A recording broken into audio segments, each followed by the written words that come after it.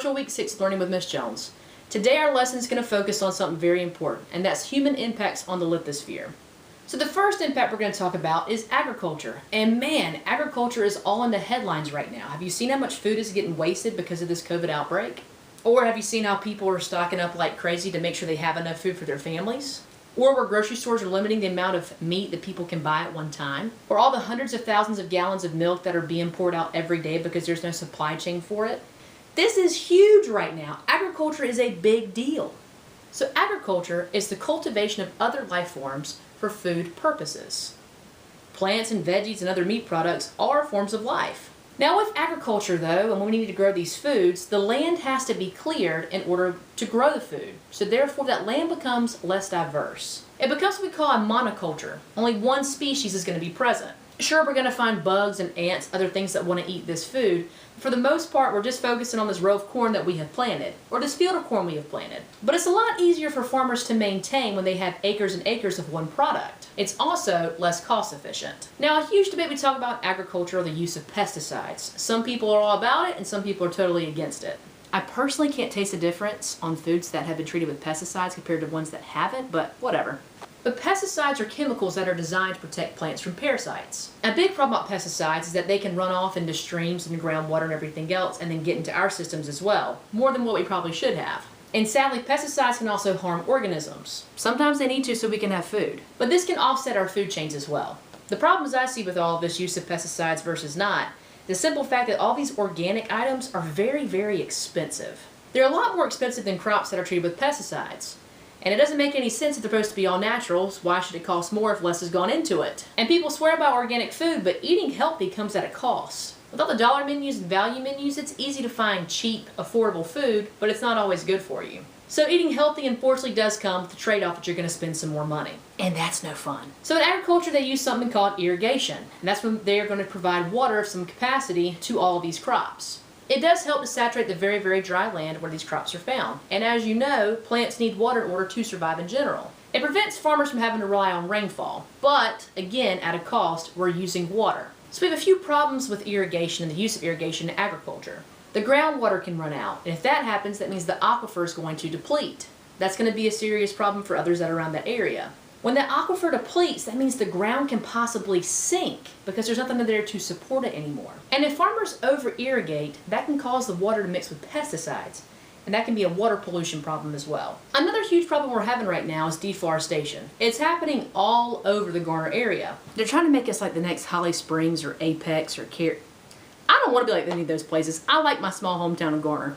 This is a process where trees are removed for whatever purpose and they're not going to be replanted. You see this a lot when they develop new neighborhoods especially, or they develop new shopping centers or places for shopping centers. White Oak is still expanding. It must suck to have a new business open right now and you can't even have people come to it. But the whole purpose of deforestation is to clear the land for some sort of construction that's going to take place. Even though they take these trees down, they try to find a way to repurpose them. We use wood all the time when you build things, for paper purposes, for firewood, all sorts of things. A problem with deforestation too is that when these trees are taken away, the topsoil is going to be weakened. When it's weakened, it can cause an increase in erosion to take place. The soil simply is not being held in place, so erosion is a lot more likely to happen. To me, the biggest problem with deforestation is how much of an impact it has on photosynthesis. And photosynthesis, if you don't know, removes the amount of carbon dioxide in our atmosphere. Carbon dioxide is what's causing our global temperatures to rise. So if more trees are cut down, that means that our carbon dioxide levels could increase and our amounts of oxygen could also decrease because trees give us oxygen. Photosynthesis stops in that organism, so the less photosynthesis we have, more CO2, and the less oxygen. Another problem is when we burn these trees or burn pieces of trees. I know a lot of people have been doing spring cleaning lately, cutting limbs down here and there, and the easiest thing to do is just have a burn pile and burn them all away. But when these trees are burned, it's also releasing enough carbon dioxide into our atmosphere, and this could lead to more global warming. Another big human impact we'll talk about today is urbanization. Urbanization is the growth of cities as more and more people are moving from rural areas into these big cities. In fact, 70% of people living in North America live in a city. By 2025, they expect 5 billion people to be living in cities. That's a lot of people. Keep in mind we have about between 7.5 and 8 billion people total worldwide. So in 2025, just 5 years away, to think that 5 billion will be living in cities, that is a significant number. Urbanization, though, can have a huge effect on our environment. It destroys ecosystems. Forests are going to be cleared and wetlands are going to be filled up.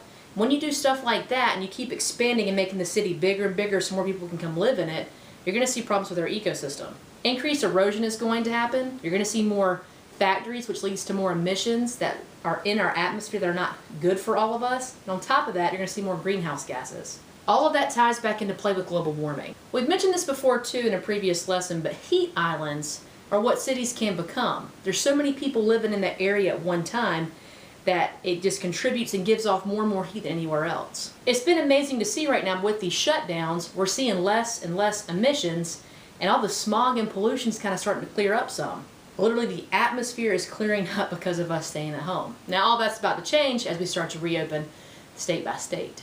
Fortunately, there are solutions that people have come up with to help reduce the impact on the environment. You probably notice barriers that are around construction sites, and those are there to catch the sediments from falling away so erosion takes place at a much slower pace. Let's be honest, they really just want us off their property. But it's also supposed to help keep sediment from polluting the streams. Modern landfills can minimize the leakage that takes place. When there's ventilation at these landfills, it will cipher out all these dangerous gases.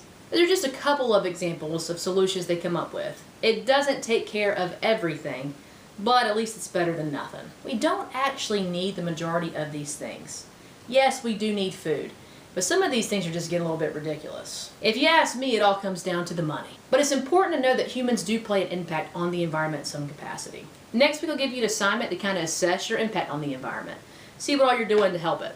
The truth of the matter is we're all doing harm to it of some capacity at some point in our lives.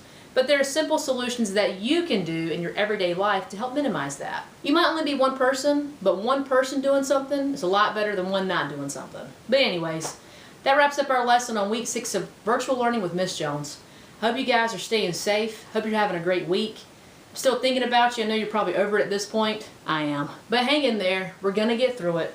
Reminds me of a commercial I've seen recently. A woman that was born back in 1920. She's 100 years old now. Born during the Spanish flu. They had waves and waves of all this disease. But they got through it and life got back to normal. So it may take longer than you expect or longer than you think. But hang in there. We're gonna get through it. There is no other option. Anyways, guys, till next time.